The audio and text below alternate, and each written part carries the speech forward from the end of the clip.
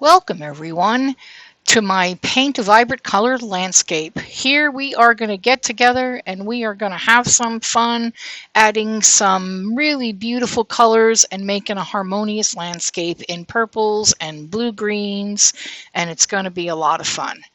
Please subscribe, hit the like button, and I hope you come back for more.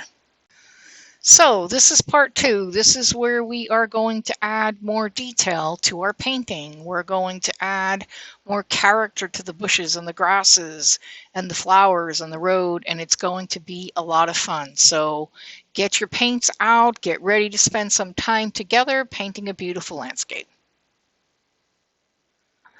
I'm going to start off by mixing up the same blue-green that we had when we blocked in our painting, except I'm going to make it a little bit brighter and a little bit more saturated. It's still going to be a grayish blue-green, but it's going to have a little bit more of a pop of color. I don't want to start off too bold. I will add to that, make it brighter as I go along. As you see on my palette, I have a small paint pile to the right of that main mixture that's a little bit more green. That's for the bushes behind the blue ones in the distance, just under the mountains. And then we have a darker pile, which we're also going to build on to make sure that we reinforce our shadows along the way. As you paint and you lay in other colors, sometimes your lights and your darks don't look as dark as they did at first when you had less going on in your block in. So as you begin to paint in all the elements of the painting, you want to be sure to go back, stand back across the room and check your painting out, and go back if you need more darks and you need more lights. Be sure to go back and add them in. So we're going to take these mixtures, and as we go through the painting, you'll notice that I'll take little bits of color. Sometimes the mixture will become brighter. Sometimes it'll go a little bit more green or a little bit more purple. And I vary the color so that it adds interest, because if you look at nature, and you look at a bunch of bushes in the distance, they're not all the same color green going across. They have variations. The light hits them in different ways, and it picks up so many little beautiful shades and elements, and we're going to try to apply the same thing to our painting here. And so feel free to edit as you go along. If you want to do something slightly different than I am, then please go for it. This is just to give you an idea of how to interpret your landscapes in a more colorful way so that you are maybe a little bit more adventurous in your painting. So we've painted in the bushes, the bluish bushes and the green ones in the background. We'll probably go back and forth in and out of there throughout the whole painting just to make sure. Here I am. I've mixed up a dark value of the burnt umber and a little burnt sienna and a little ultramarine blue, and we are now basing in the tree trunks. Bits and pieces of them through the big tree on the right hand side, and then we're going to base in the tree trunks that you see in the background in the distance. We are not going to duplicate them exactly the way they are in our reference photo. We're just going to get the same kind of feeling going on back there.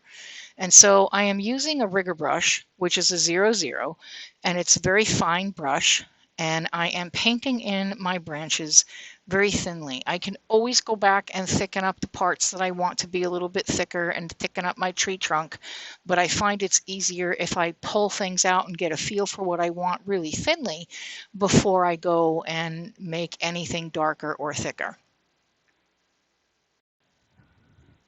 We are also making the consistency of the dark brownish color a little bit more like ink, an inky texture, by mixing liquid in with it and thinning it down. This way it flows beautifully off the rigger brush. You also notice that I keep going back into my dark brown mixture because I want to always have fresh paint on there so that I lay down a nice smooth line and I don't have to go over anything too much. and it just flows off the brush nicely. So if you need to keep adding a little bit of liquid here and there to get the flow going, then please do so. And if you aren't sure, if you have the steady hand or if you haven't made tree trunks and tree branches before, then I suggest that you maybe get a scrap piece of art paper or even an old canvas, nothing too precious, where you can make a little inky brown texture and you can practice before you actually put your tree trunks on your painting. Another thing you might want to consider trying if you aren't sure too is to make a much lighter mixture and thin it out and lay them like on your painting in that lighter mixture. This way they're not too dark and you can always go over them or wipe them out more easily until you're sure you have your trees where you want them. You'll also notice that my tree trunks come into the ground at different distances. One is sitting lower than the other. I do not want them on the base of the ground to come in all at the same level because I want to create the effect of distance and perspective. And if they both came at the same level, then they would look like they're sitting in the same place on the land in the painting, and I don't want that. So when you're bringing tree trunks down to the ground, you want to be careful of that.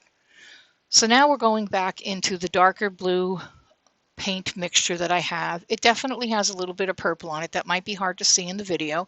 I'm still working on getting things to appear perfectly, but we're basing in the trees, the leaves on the trees, and making sure that we put them where we want them. Going in with some of the medium and the darker color so that you have a little bit of both, because you definitely need dark colors in your leaves in order for the lighter colors to really pop later on. And so just put it in. Make sure you don't block it in big solid masses. We want the sky color to show through. We don't want big thick masses of leaves, except for maybe the tree on the right, which is a much bigger tree and more of our focal point as we walk down this beautiful country.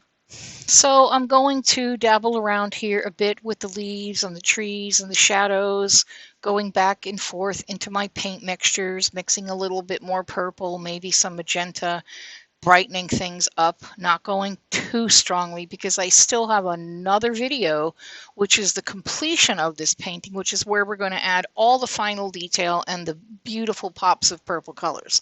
So here I'm making sure that my shadows, looking at my tree is shaped a little bit different than the one in the reference photo, and that's totally okay. It's my tree. It's what I want it to be. And so I am just making sure that I have darks and mediums in both of my trees on the right, and then I'll go over to my little ones on the left and make sure that everything has a good base. The key is to have fun with the trees. They're your trees. They can be anything you want. Play with them until you get your values and your colors right. Right now my colors are still more on the bluish side of purple because I really want the purples to pop at the end. And so by sticking with a little bit more of the blue here and just a little touch of the purples, I ensure that I have enough value left to put onto my painting that'll make it pop. We're also going to work on the fields.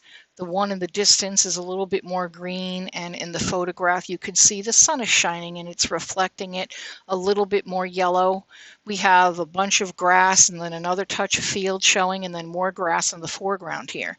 We also want to make sure that the definition along the end of our road on the left-hand side and some of the growth in the middle of the road, that you have your dark values in there to give that some form and some shape, and it doesn't just look flat across the painting. And so that's what you see me doing here, adding some basics. Now I've turned it to black and white really quickly so you can see that by doing this you can see your values.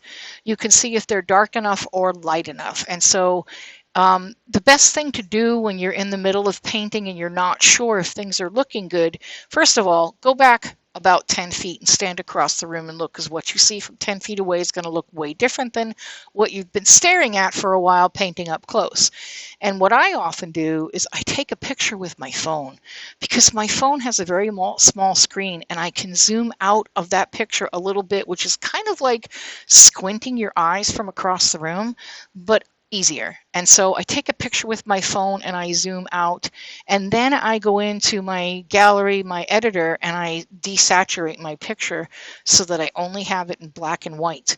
And if you look at the big shapes in your painting, the grass field and the trees and the bushes in the background and the growth in the middle of the path, and you can't tell the difference between where one begins and the other one ends, then that would mean that your values, how dark and light the colors that you've painted in your painting are not quite as strong as they should be, because you should be able to tell the difference between each section of your painting, so that as you keep adding your color, you're sure you're going to get a beautiful combination of lights and darks, and that they're not only going to flow together nicely, but they're going to give a lot of perspective, form, and definition to your painting. So first, my apologies for the little gray box that appeared on the left-hand side. This is my first opportunity to record a video, and I had already recorded it and painted it, and I couldn't do it over, but in the meantime, I had taken a break and came back and put a bunch of things on the table that were a little distracting to watching the video. I apologize for that. I have learned now many more things to pay attention to when you're video recording. So please bear with me. The next videos I have in store for you will be so much better. Here we're going to focus on the grasses and the bushes in the front of the painting, which are going to be slightly more darker than what actually pops at the back of the painting. This is a reference picture where the sun is definitely at the back of the image, and there's a little bit more shadow at the front of the image. And so I'm working in my tall grasses and my lines, making sure that under my tree, as you see in that black and white video in the back, is nice and dark, adding a little bit more texture back there, mixing. I like to mix a little bit of colors in all over. And when I say that, I don't mean you're going to see bright purples and bright greens throughout the whole thing. It means I might mix a little purple and magenta in with my green, just a touch, and it tones the color just a little bit in that direction, that the hint of it is there. And so when you look at the painting as a whole, everything is more harmonious. And so it's really important to learn how to carry your colors throughout different parts of your painting. Trying to work on the road, which is a mixture of burnt sienna and burnt umber and a little bit of white with a touch of magenta. I also have a couple of paintbrushes that I have cut down myself to be a little bit more raggedy and uneven. I have a fan brush that is the red one you see, the red handle one on the table, that I've cut down really small and left some of the paintbrush hairs a little bit longer, so that when you drag them through your paint and have an inky mixture and you put them on your painting, you get these longer stalks, thin stalks, which are kind of like the different grasses, different variety that go through your grasses. I also have a flat one that I cut short and uneven, so when I dab it on my painting to stipple maybe my bushes or my trees and my leaves, I get a lot of different texture. So if you have any old brushes that you don't want, give it a try. And if you have brushes with paint caked in them, the best thing you can do is buy some Murphy's oil soap, mix it with a little water, let your brushes soak in it overnight, and it will take out 90% of the paint that's been caked in there, and you will be able to not only restore your brushes, but have a lot more that are still usable that you can cut up and make some interesting textured brushes for your paintwork. So now that we have some of our darks in place, I'm going in with some of the medium values of the blue greens, even a little bit with a little bit more lavender in it, because I want to carry a little bit of that through my grasses. And I am trying to add a little bit more texture and variety to my grasses, the ones that are just in front of the trees and the ones that are up here in front. I want to have different grasses, different widths and strokes of grasses and colors in there, because I just find it makes it really interesting when you really stop and look at the painting. You see all these little nuances of color peeking through. So my vision for this is I wanted to try a more cool color palette. I wanted to do something that wasn't the typical warm colors that I tend to like to use in all my paintings.